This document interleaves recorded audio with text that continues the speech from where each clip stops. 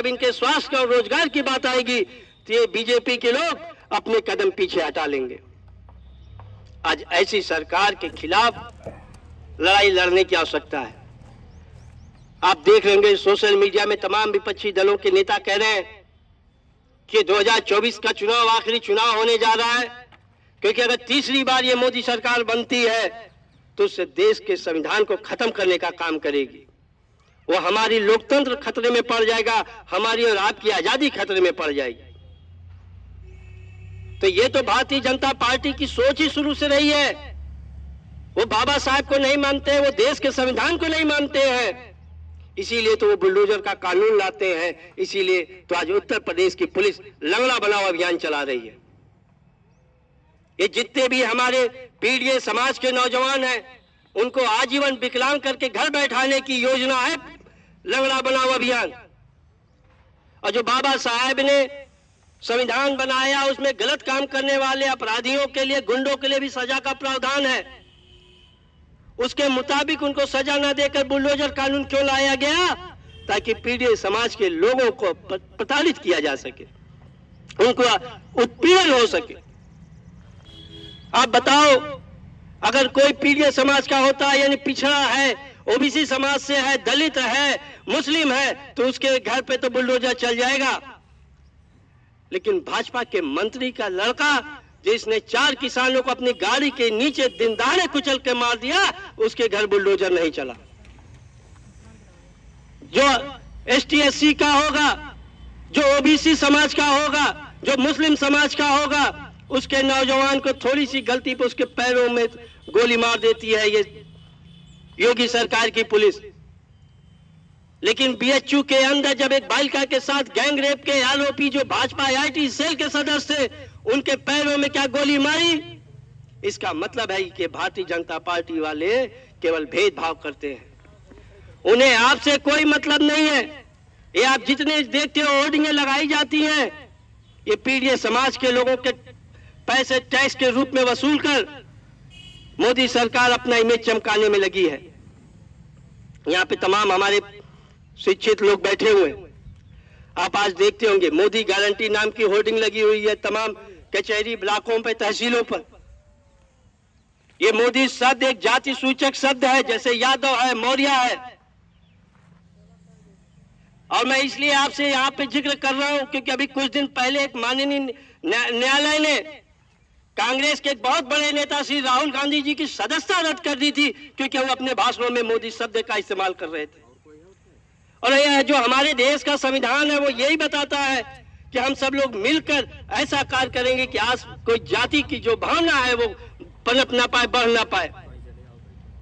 तो फिर ये बताओ कि आखिर में ये मोदी शब्द के जो इस्तेमाल करके होर्डिंग लगाई जा रही है वो भी सरकारी पैसे से। वो सरकारी पैसा उत्तर प्रदेश का जो जनसंपर्क और सूचना विभाग है उसके द्वारा ये लगाया जा रहा है।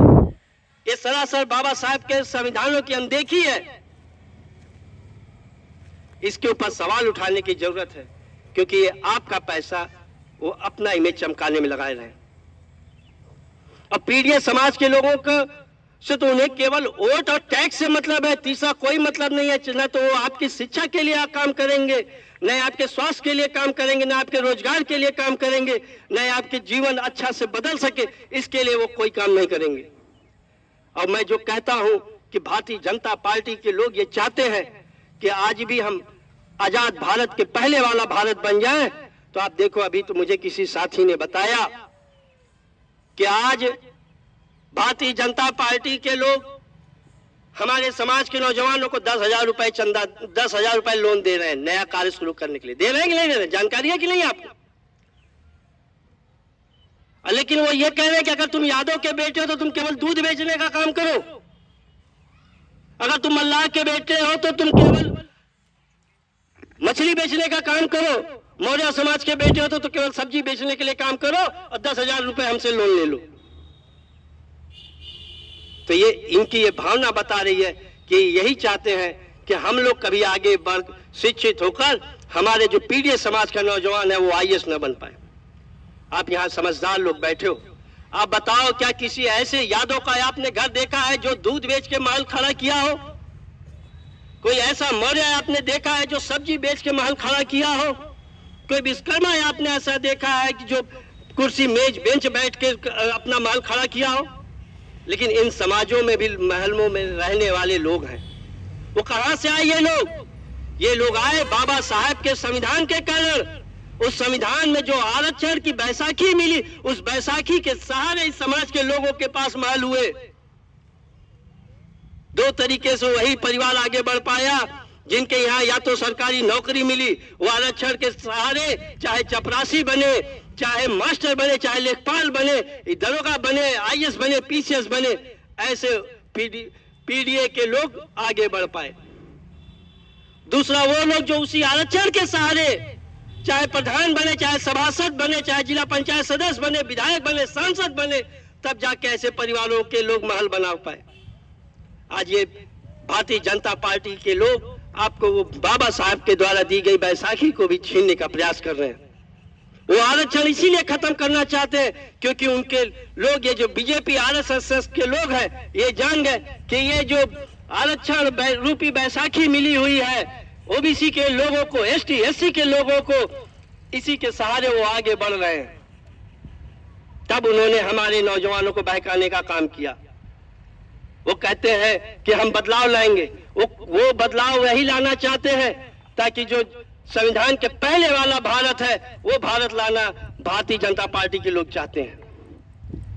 जरूरत है हमें आपको जागने की, क्योंकि अगर हम चाहते हैं कि हमारे नौजवानों को अच्छी शिक्षा मिले, हमारे नौजवानों को अच्छा रोजगार मिले, इसके लिए हमें और आपको संघर्ष करना पड़ेगा। और हमेशा इसीलिए हम लोगों ने ये पीडीए का नाम दिया है।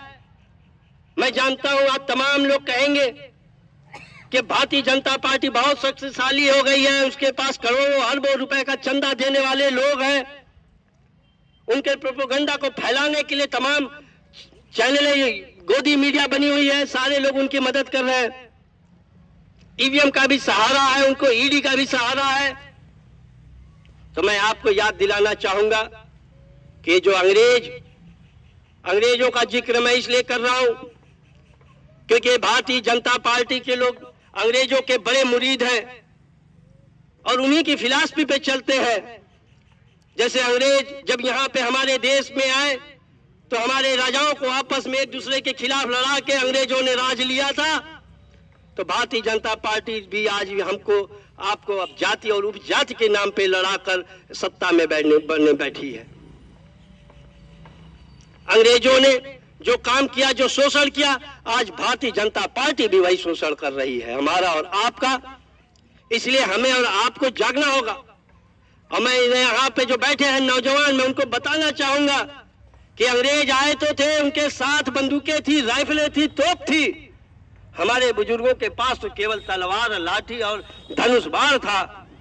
फिर भी जब हमारे पूर्वजों ने लड़ाई लड़कर अंग्रेजों से जीत हासिल की, तो आज अगर हम सभी लोग एकजुट हो जाएंगे तो ये जो ईडी वाली बीजेपी है, जो ईवीएम वाली मोदी सरकार है, जो गोदी मीडिया के सहारे चलने वाली सरकार है, जो मोदी और अडानी और अंबानी के पैसे से चलने वाली सरकार है, उसके खिलाफ भी हम लोग विजय प्राप्त कर लेंगे। जिस दिन मोदी की सरकार हट जाएगी, जिस दिन हम सब लोग एकजुट हो जाएंगे, उत्तर प्रदेश से यकीन मान लीजिएगा समाजवादी पार्टी 40 से ज्यादा सांसद जिताएगी। और 40 सांसद जीतने का मतलब है, अगर उत्तर प्रदेश में समाजवादी पार्टी 40 सांसद जिता देती है तो ये यकीन मानिए कि केंद्र में मोदी की सरकार नहीं होगी। और जब मोदी की सरकार नहीं होगी तो आपके जो नौजवान हैं उनके रोजगार का सपना पूरा होगा।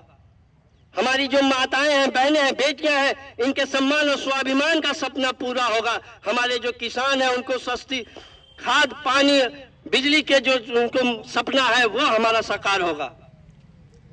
तो इसलिए मैं चाहूंगा कि हम सभी लोग, देखिए मैंने बचपन में सुना है कि एक मोटी रस्सी के मुकाबले अगर हमें कोई दूसरा मजबूत मोटी रस्सी बनाना है तो हमें छोटी पतली पतली रस्सियों को इकट्ठा करना पड़ेगा। ये पतली पतली रस्सियां कौन है? ये जो ओबीसी समाज की, एसटी एससी समाज की जो छोटी छोटी जातियां हैं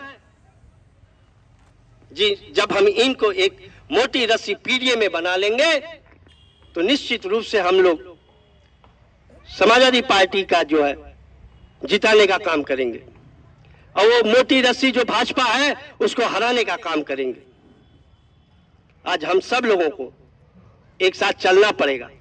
जो हमारे साथ के दूसरे समाज के जो छोटे भाई बहन हैं उनको भी अपने साथ आगे लेकर आगे बढ़ना पड़ेगा। 22 में हमसे गलती हुई, हम चाहते थे समाजवादी पार्टी की सरकार बने तो 24 में वो गलती न होने पाए। हम 22 में चूके थे क्योंकि हमारे 5 लाख वोट कम पड़ गए थे। वो 5 लाख वोट की पूर्ति करने के लिए हमें पीडीए की छत्र छाया में बैठना होगा। हमें अपने सारे भाइयों को एक साथ लेकर आगे बढ़ना होगा और समाजवादी भारत का निर्माण करना होगा। वही समाजवादी भारत जहां पे किसी के धर्म के नाम पे, चाहे वो हिंदू हो मुसलमान हो, आपस में कोई बैर ना फैलाए। ये जो बैर फैला रहा है वो कभी भी देश के संविधान के बारे में नहीं सोच रहा है। जो जाति उपजात के नाम पे हमें और आपको झगड़ा करा रहा है वो कभी भी इस देश के संविधान के बारे में नहीं सोच रहा है।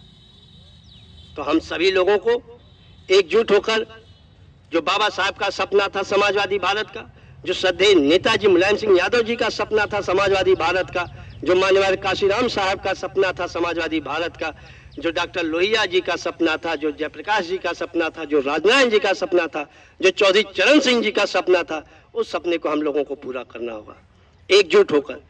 जब जिस दिन समाजवादी भारत बनेगा उसी दिन सही मायने में हमें और आपका हक और न्याय मिलेगा और असली वाला विकास मिलेगा। वो भाजपा वाला विकास नहीं जो 50 किलो की यूरिया को 40 किलो मिला देते हैं और कहते हैं कि भैया हमने तो विकास कर दिया। तो मैं समझता हूं कि आज हमारे आपके बीच में ये जो संवाद शुरू हुआ है ये आगे भी चलता रहेगा। जब आप अपने घरों में जाएंगे तो जो आपके पड़ोसी हैं, जो दोस्त हैं, जो रिश्तेदार हैं, उनसे भी जिक्र करेंगे और सबको एक साथ जोड़कर समाजवादी पार्टी को मजबूत करने का प्रयास करेंगे। और आपकी लड़ाई, आपके हक, सम्मान, स्वाभिमान की लड़ाई माननीय श्री अखिलेश यादव जी लड़ रहे हैं, उनके हाथों को मजबूत करने के प्रयास करेंगे। मैं इसी कार्यक्रम में तमाम जगह जब गया था तो खेतासराय में था तो वहां सोनकर बस्ती में कार्यक्रम चल रहा था। वहां 65 साल की वृद्धा माता कहती है कि जब तक ये भाजपा की सरकार रहेगी तब तक हमारे बच्चों को शिक्षा नहीं मिलेगी। सिद्दीकपुर में दलित बस्ती में था, वह 75 वर्षीय माताजी अपनी शिकायत करती हैं कि सरकार के खिलाफ, तो मुझे उम्मीद जगती है। और उस सहारे पे मैं कहना चाहता हूं, भाजपा के लोगों को मैं इस मंच के माध्यम से बताना चाहता हूं कि पीडीए ने ललकारा है, संविधान ही सहारा है। धन, धरती और राजपाट में 90% हक हमारा है। जय भीम, जय समाजवाद।